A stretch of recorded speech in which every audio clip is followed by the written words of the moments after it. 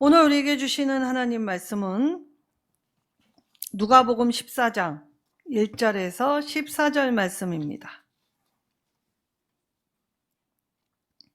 누가복음 14장 1절에서 14절 말씀. 한 절씩 교독하도록 하겠습니다. 안식일에 예수께서 한 바리새인 지도자의 집에 떡 잡수시러 들어가시니 그들이 엿보고 있더라. 예수께서 대답하여 율법교사들과 바리새인들에게 이르시되 안식일에 병 고쳐주는 것이 합당하냐 아니하냐.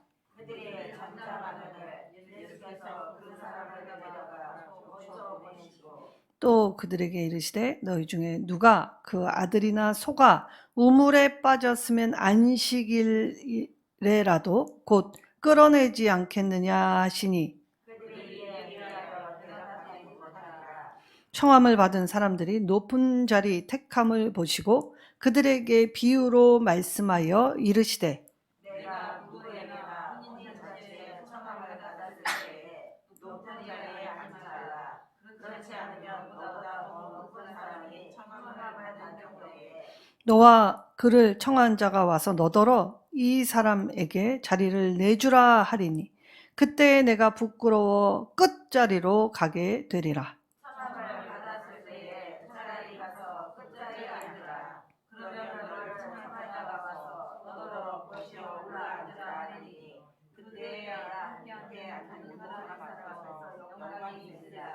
무릇 자기를 높이는 자는 낮아지고 자기를 낮추는 자는 높아지리라. 또 자기를 청한 자에게 이르시되 내가 자신이나 전혀하지 않거든 벗이나 형제나 친척이나 부한 이웃을 청하지 말라. 그러되 그 사람들이 너를 도로 청하여 내게 감히 되리라 하노라. 잔치를 베풀거든 차라리 가난한 자들과 몸 불편한 자들과 저는 자들과 맹인들을 청하라. 그리하면 그들이 갚을 것이 없으므로 내게 복이 되리니 이는 의인들의 부활 시에 내가 갚음을 받겠음이라 하시더라. 아멘.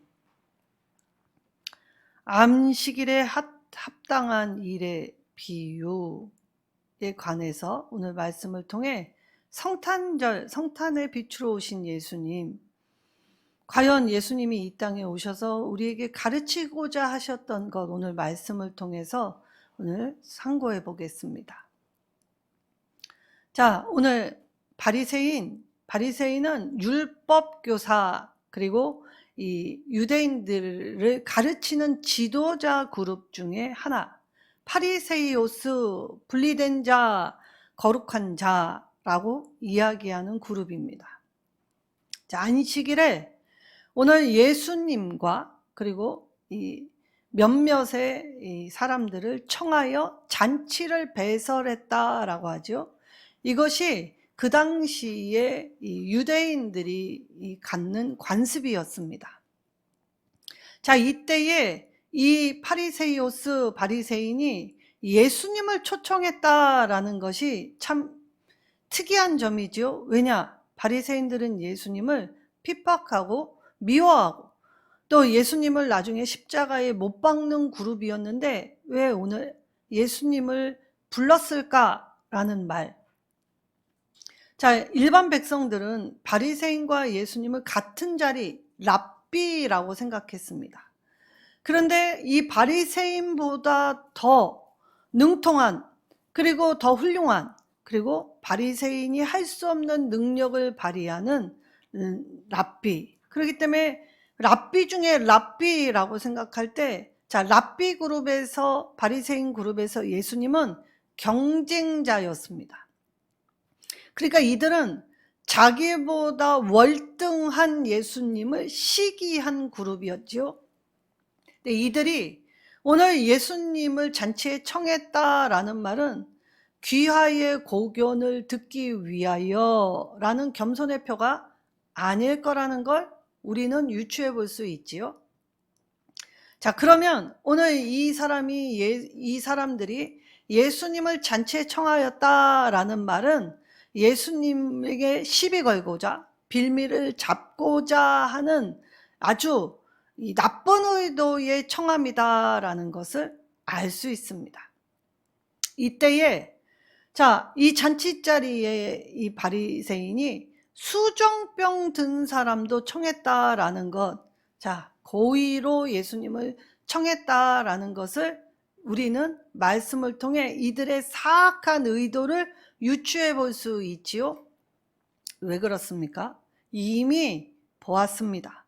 말씀으로. 누가복음 6장의 말씀 안에는 이 고창병 걸린 사람 말고도 예수님이 손 마른 사람을 고쳐주셨지요. 누가복음 6장 6절에서 7절의 말씀에 보면 이 안식일에 손 마른 자를 보시고 그 고쳐주셨다라는 것을 보고 의견이 분분하였습니다. 왜냐? 율법을 범하였다. 왜? 안식일에 일했기 때문이다 라는 것으로 예수님을 향해 적개심을 발휘합니다. 왜냐? 사실 숨이 깔딱깔딱 넘어가기 전에는 치료하지 않습니다. 특별히 안식일에는. 왜냐? 십계명에 안식일에 아무 일도 하지 말라라는 뜻을 잘못 이해하여서 이 잘못 이해한 이 자신들의 전통 그리고 장로들의 유전을 빗대어 가지고 이 아무 일도 하지 말라는 것이 과연 무엇이냐라고 했을 때에 이때에 이것에 대한 해석서를 이야기할 때 성경에 없는 말들이 생겨나기 시작했죠. 과거 우리 교회 안에서도 안식일에 밥 사 먹으면 되냐 안 되냐에 따라서 이 말이 분분하였습니다. 안식일에 아무 일도 하지 말라, 돈 쓰면 안 되고, 안식일에는 어디 여행 가도 안 되고, 안식일에는 아무것도 하지 않는 일. 그래서 때때로 안식일에 무엇을 했다라고 하면 불경건함으로 치부하여서 욕하고 어떻게 저럴 수 있느냐고. 그 당시에 유대인들과 우리의 교회의 모습이 별반 다르지 않지 않습니까? 근데 오늘날에는 교회에서 안식일날 밥을 사 먹지요. 큰 교회 가면 내 돈 내고 교회에 돈 내고 밥을 사 먹습니다. 무료로 줄 수 없는 실정이기 때문이지요. 그래서 값싸게 싼 값에 팔 때 교회 안에서 돈 내고 사 먹으면 괜찮습니까? 밖에 나가서 돈 내고 사 먹으면 잘못된 일입니까? 모세의 율법에는 안식일에 아무 일도 하면 안 된다라는 것 없습니다. 성경적 근거가 없는데 모세의 율법에 우리가 아무리 살펴봐야 이러한 조항이 없는데 이들은 모세의 율법에 준하여 라고 이야기하죠. 사실 이들이 이야기하는 건 이 십계명에 아무 일도 하지 말라라는 이 말을 자신들의 생각에 의거하여 이것저것 달아 놓으면서 이렇게 하면 안 된다 저렇게 하면 안 된다 라고 얘기한 것들은 자기들의 유전, 자기들의 가르침이었다는 것입니다. 이때에 수정병자를 데려다 놓았다라는 것, 바리새인들은 하지 않을 일인데 데려다 놓은 건 예수님이 어떻게 하나 보자라는 고의성, 나쁜 의도가 아예 비춰져 있기 때문에 이 예수님은 먼저 질문하십니다. 이 바리새인들을 향해 안식일에 이 병자를 고치는 것이 가하냐 가하지 않느냐, 3절에 병 고쳐주는 일 합당하냐 합당하지 않느냐라는 질문을 먼저 하십니다. 이때 바리새인들이 함정을 파놓고 예수님이 어떻게 하나 보자라고 했는데 생각지 않은 이 예수님의 질문에 적잖이 당황할 수밖에 없지요. 왜냐? 가하다라고 해도 자기들이 걸리고 가하지 않다라고 해도 자기들이 걸립니다. 왜 그렇습니까? 만약에 안식일에 병을 고치면 불가하다, 불법이다 라고 얘기하면 어떻게 합니까? 자기들이 성경적 근거를 댈 수가 없습니다. 왜? 모세도 이것을 이야기해 놓지 않았기 때문이죠. 그리고 만약에 안식일에 병을 고치는 게 합당하다 그러면 자기들이 여지껏 가르쳐준 가르침이 잘못됐다는 걸 스스로 인정한 꼴이 됩니다. 그러니까 함정을 파고 예수님이 걸리길 기다렸다가 도리어 자기들이 지금 올무에 걸린 격이 되었지요. 그래서 이들이 선택한 방법은 아무 말도 하지 않습니다. 불리하면 침묵하는 것이 이 방법이지요.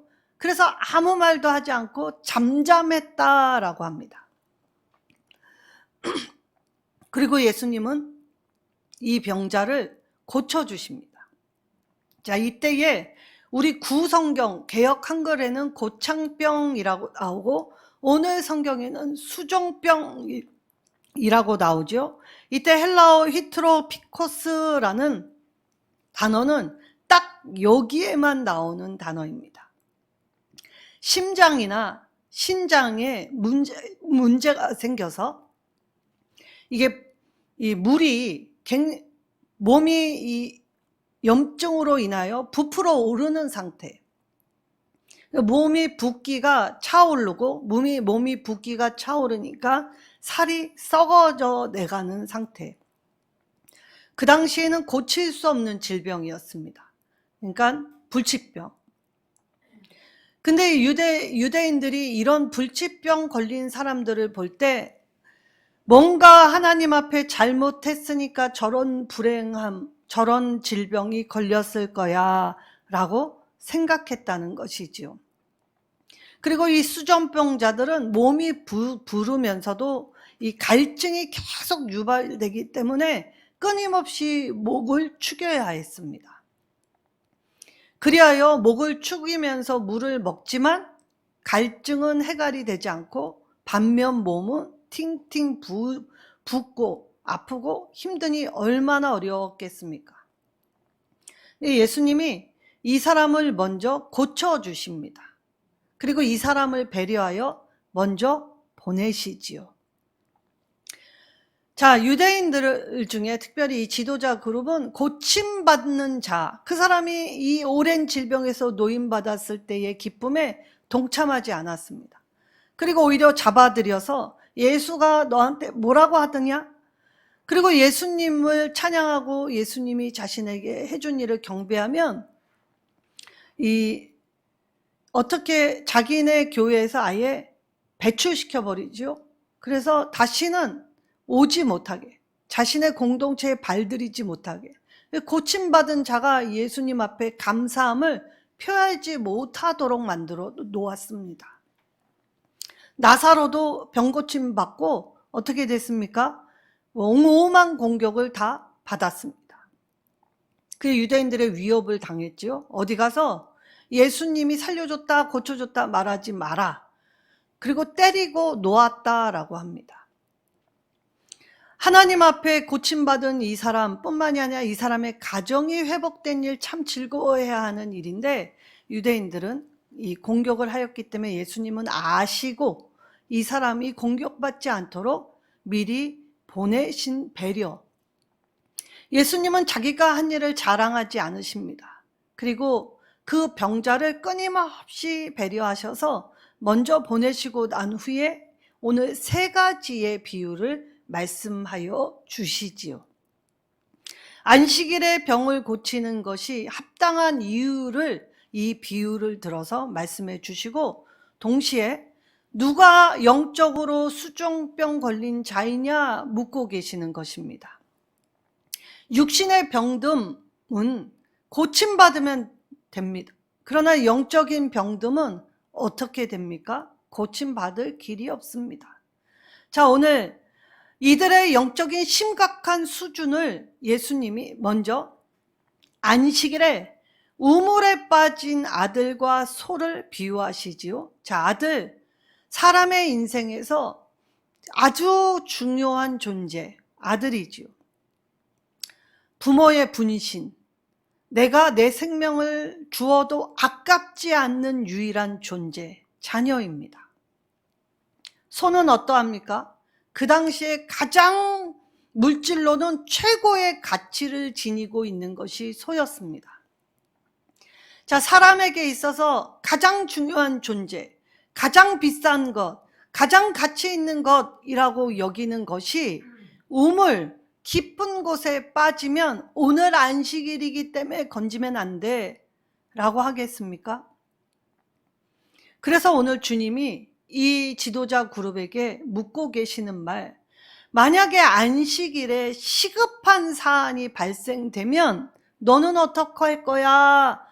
라고 질문하시지요. 이 질문 안에 자, 유데오스라는 말, 만일 너에게 이러이러한 일이 생긴다면 이라는 가정법, 아직 일어나지 않았는데 생각만 해도 끔찍한 일, 생각조차도 하기 싫은 일. 제가 알던 사랑하는 민정이는 지금 40이 조금 지났습니다. 한참 꽃을 피우고 한참 재미있고 한참 힘을 받을 나이였지요. 아무도 상상 못했습니다. 오늘 친척들, 가족들, 사랑하는 자들, 관계 맺은 자들은 아무 생각을 할 수 없을 정도로의 황망함, 생각지 않았기 때문이죠. 미리 준비했더라면, 미리 알았더라면, 그랬으면 뭐가 달라졌겠냐마는, 그래도 이 일이 만약에 저와 여러분의 일이었다면 어떠하였겠습니까? 자, 그때 오늘 주님은 그들의 답을 듣기도 전에 답을 주시지요. 즉시 건지지 않겠느냐라고 할 때의 이 즉시라는 유데오스는 곧, 그러니까 생각도 하기 전에 몸이 움직인다는 것이죠. 그러니까 여기에 즉시는 안식일지라도 안식일과 상관없이 몸이 반응하여 내 생명보다 귀중한 존재인 아들 건지고, 이것이 이 땅에서 가장 중요한 가치라고 생각하면 생각하지 않고 몸이 움직여서 건져내지 않겠느냐. 이때에 아들을 건졌다고 하여 안식일에 네가 어떻게 그럴 수가 있어 라고 얘기할까요?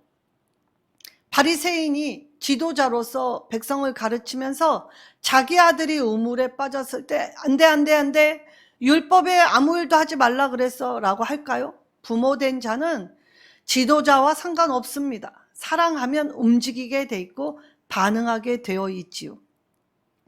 이때에 누구든 건졌다 하여 누구든 손가락질하지 않습니다. 왜냐?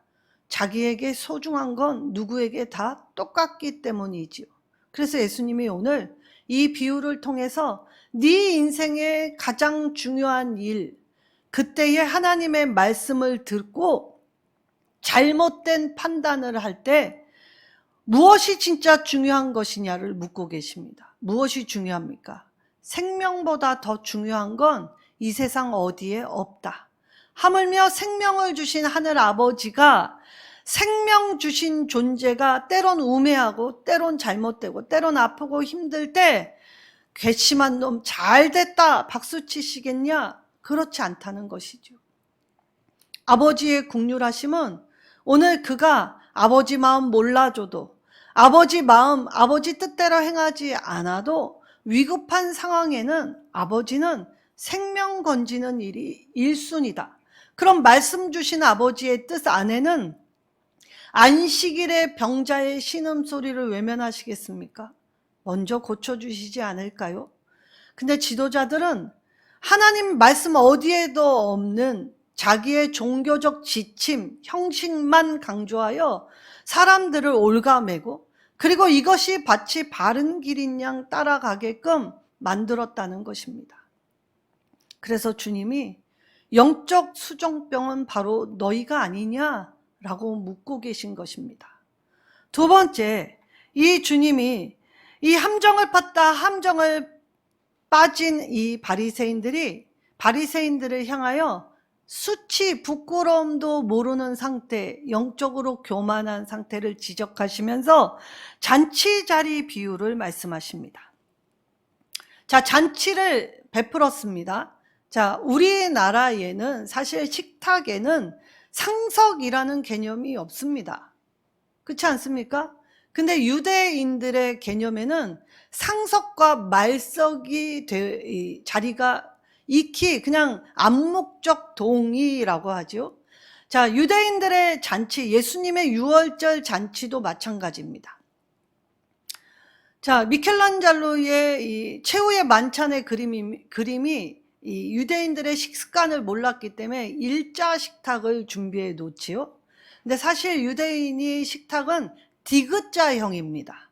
자, 디귿자로 되어 있기 때문에 이 세 명이 앉고 요쪽 한 면은 이 하인들이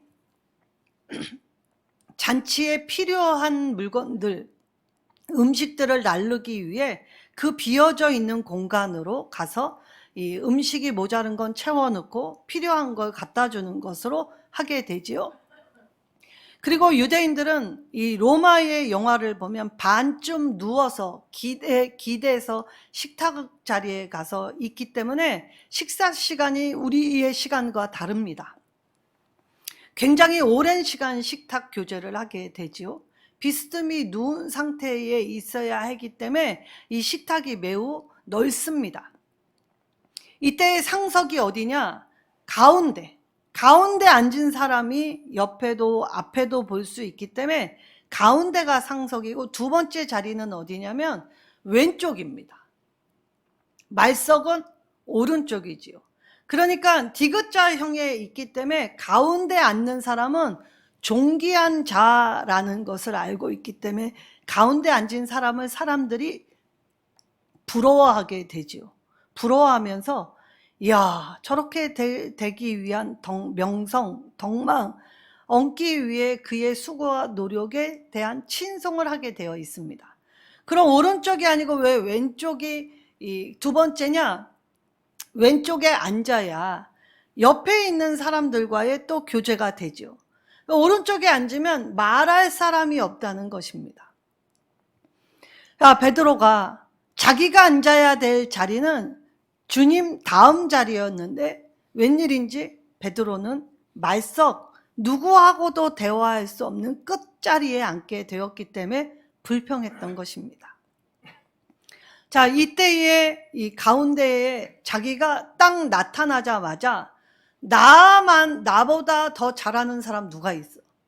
나보다 밑에 있는 사람, 나보다 위에 있는 사람 없을 거야 라고 하고 자기가 알아서 자기 자리 찾아가서 가운데 자리를 딱 앉았는데, 주인이 와서 VIP가 오셨는데, 내가 VIP 아니야?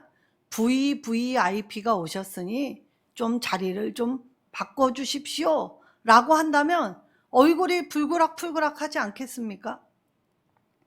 그러니까 아이의 지혜는 끝자리에 앉았다가 어떻게 거기를 앉으시냐고, 자리를 옮겨서 이쪽에 앉으시라고 인도함을 받는 것이 지혜다. 즉, 이 잔치 자리를 통해서 겸손이 얼마나 중요한가.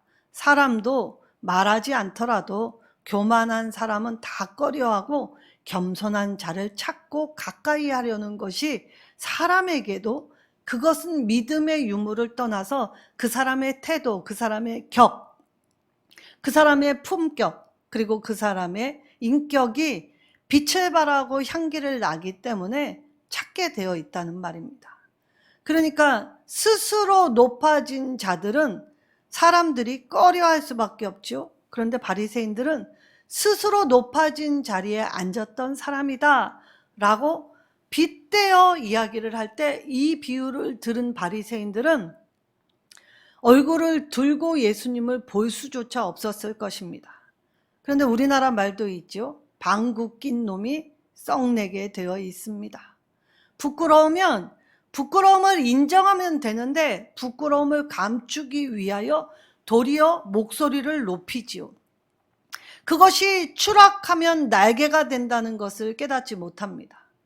오히려 가슴을 치고 통회하면 더 안아주고 더 높여줄 터인데, 도리어 소리 지르고 내가 옳다는 걸 더욱 강하게 주장하면 사람도 꺼려하는 상태가 되겠지요.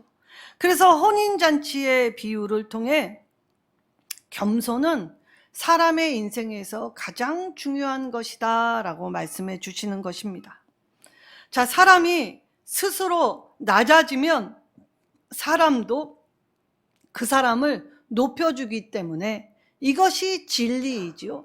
예수님은 겸손한 자도 찾으십니다. 그러나 사람들도 겸손한 자를 좋아하게 되어 있지요. 그래서 오늘 이 혼인잔치의 비유의 자리, 자, 시편 1편 1절에 뭐라고 합니까? 복 있는 사람은 악인의 꾀 쫓지 아니한다고 합니다. 그리고 죄인의 길에 서지 않지요. 오만한 사람의 자리에 앉지 않는다라고 합니다. 스스로 높아진 사람은 자기밖에 보이지 않기 때문에 자기 기준에서 옳고 그름을 판단하여 남을 비난하고 정죄하지요. 그러나 죄인, 가슴을 치며 통회하여 무릎 꿇는 사람은 반드시 누군가가 일으켜 세워주고 함께합니다. 교만한 사람은 말 섞기도 싫어하지요. 그래서 교회는 겸손한 자들의 공동체가 되어야 합니다. 교회는 비슷한 수준이 모여서도 안 됩니다. 끼리끼리의 문화를 형성해도 안 되죠. 교회는 어렵고 힘들고 아프고 가난하고 그리고 믿음 없는 사람 모두가 함께 서로 끌어주고 손을 잡고 그렇게 나아가는 사랑의 장소가 되어야 한다는 것입니다. 자, 세 번째, 손님 초청의 비유를 말씀하시지요. 이 손님 초청의 비유 누구에게 하시는 말일까요? 손님을 초청하는 주인에게 해주신 말입니다. 주인, 오늘 잔치 자리를 배설한 자이죠. 그리고 가진 자입니다. 가지고 있으니까 사람들에게 나눠줄 여유, 인심이 생겼습니다. 이때에 주님이 초청을 받을 만한 사람, 자, 오늘 초청받을 만한 사람 부르면 그 초청 다시 받게 되어 있습니다. 그런데 고작 그걸로 끝이지요. 오늘 내가 내 친한 사람, 내 사랑할 만한 사람, 내 아는 사람, 그리고 내가 생각할 때 높다고 하는 사람 초청하면 나중에 그들이 무슨 잔치를 배설할 때 그 기억해서 그 자리에 부르게 됩니다. 똔똔이라는 것이죠. 쌤쌤이라는 것입니다. 고만고만한 자리에서 우리 서로가 고만고만하는 걸 나눌 뿐입니다. 그런데 오늘 예수님은 그 주인에게 그러한 사람 부르지 말고 오히려 못한 사람, 누구도 찾지 않는 소외자, 누구도 관심 기울여지지 않는 약자, 병든 자, 그리고 누구도 싫어하는 외면한 자, 냄새나는 자, 그러한 힘든 자들을 오히려 불러다 먹여라 라고 하셨죠. 왜 그렇습니까? 그러한 사람 돌보면 하나님이 보상해 주시기 때문입니다. 자, 우리가 우리끼리의 문화를 형성하면 우리끼리 주고받음으로 끝나지만 하나님의 누구도 사랑받지 못하는 자, 소외된 자, 약한 자, 병든 자를 관심 기울여 행하면 그 사람은 하나님이 그 사람의 손에 직접 보상을 해주신다는 놀라운 원리이지요. 그래서 보답받는 것이 불가능한 사람에게 베푼 선, 하나님은 이 선을 행하는 자를 부르신다는 것이지요. 그리고 높임과 보상을 받으려고 하는 일체의 행위, 우리는 좋은 일 하지만 사실 몰라주면 섭섭합니다. 10개 심었는데 하나라도 알아줘야 되는 거 아닌가? 이것이 우리의 욕망이지요. 그럴듯한 선입니다. 그런데 예수님은 어떠하셨습니까? 하나님과 동등됨의 자리에 있으셨음에도 불구하고 그 동등된 자리에서 낮고 천한 우리의 형상을 입어 우리에게 와주신 섬김의 본, 그리고 예수님이 죽은 자 살리시고 병든 자 고치시고 어그러진 문제들을 해결하실 때에 그들이 예수님을 칭송하고 예수님께 돌아와 예수님을 수종 들었습니까? 예수님께 은혜 받았다 하더라도 자기 삶으로 돌아가고 또 자기 옛삶으로, 그래서 예수님의 은혜를 저버린 자들이 더 많습니다. 소경 10명을 고쳐주었는데 그 중에 9은 오지 않고 1명이 돌아와서 감사할 때 아홉은 어딨냐고 물으셨지요. 그러나 그들을 향해 저주하거나 그들을 향해 하나님은 그들을 향해 나쁜 마음으로 하신 적이 단 한 번도 없습니다. 오로지 긍휼히 여기시고 불쌍히 여겨 주셨다라고 하시죠. 그리고 그 긍휼과 불쌍히 여기는 마음이 다음 없는 사랑으로 십자가를 져주셨던 것입니다. 오늘 잔치에 손님 초청할 때 은혜 갚을 수 있는 사람 초청하는 것, 사랑할 만한 사람 사랑하는 것, 그거 진짜 아니다라고 하시죠. 그래서 우리가 누군가에게 무엇인가를 줄 때 보상을 바라는 마음을 버리라고 하십니다. 그리고 우리가 순수한 마음으로 사랑하는 마음으로 행하라라고 하시죠. 하나님은 오늘도 이런 자를 찾으십니다. 많이 배운 자를 통해서 일을 이루어 가시는 게 아니라 오히려 못 배운 사람을 통해서 많이 배운 자를 부끄럽게 하시죠. 약한 자를 틀어 강한 사람을 부끄럽게 하십니다.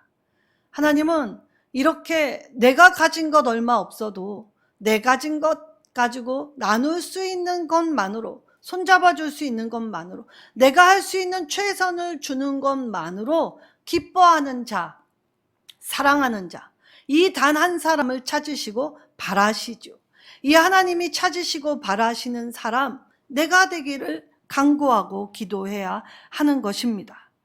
오늘 하나님으로부터 오는 복을 바라는 사람이 진정 복이 있는 사람이다 라고 하셨습니다. 하나님의 복을 받는 사람, 진짜 중요한 가치를 깨달아 하나님을 더 사랑하고 하나님이 원하시는 그곳에 내가 내 힘을 보태려 애쓰며 나아갈 때에 겸비함으로, 그래서 누군가를 향하여서 봉사하고 섬기는 일만 하면 명성과 부는 저절로 따라온다라고 하시지요. 그리고 우리가 이 세상 끝날에 그 끝이 온다는 걸 깨달을 때에 고만고만한 일이 아니라 어렵고 힘든 사람, 내가 더 노력하고 애쓰며 헌신할 때 하나님은 우리의 헌신을 반드시 기억해 주신다라고 하셨던 것입니다. 이것이 빛난 존재들이 하는 일들입니다. 오늘 종교의 형식의 틀에 매이면 하나님이 주시는 이처럼의 놀라운 사랑을 깨닫지 못하지요. 깨닫지 못하면 관계의 풍성함도 누리지 못합니다. 우리 몇 명 안 돼도 이 관계가 서로 사랑함으로 서게 되면 얼마나 귀하고 복되겠습니까? 보기만 해도 좋고 그 사람의 아픔이 내 아픔이 되고 그 사람의 슬픔이 내 슬픔이 되는 관계, 세상에는 찾아볼 수 없는 아름다움과 그리고 서로를 정말 진심으로 대해줄 수 있는 관계, 그것이 오늘날 교회와 가정이 되어야 한다고 하시지요. 성탄의 빛으로 오신 주님이 이처럼의 삶을 살라 하십니다. 이러한 자들을 찾으신다 하십니다. 하나님이 찾으실 때 그 찾으시는 단 한 사람, 내가 되고 싶습니다. 이것이 소망이 되고 말씀을 듣고 깨달아 행하면 우리의 행함을 따라 하나님이 우리에게 하나님이 주시는 도움을 사방으로 불어오게 해주신다, 약속해 주십니다. 그래서 하나님은 이 땅에 참 안식을 갖지 못하는 사람에게 하늘 안식을 갖게 하시며 견뎌서 그 영혼을 누리게 하시지요. 오늘 하나님이 주시는 안식으로 흔들림 없이 이 땅에서 변함없는 하나님의 사랑으로 이겨나가시고 우리 서로 함께함으로 다 같이 천국에 입성하고자 하는 거룩한 꿈을 꾸며 서로를 선대하여 사랑하여 기대 이상 그 영생을 주시는 하나님을 바라보며 주님과 동행하시는 저와 여러분 되시기를 예수님의 이름으로 축원합니다.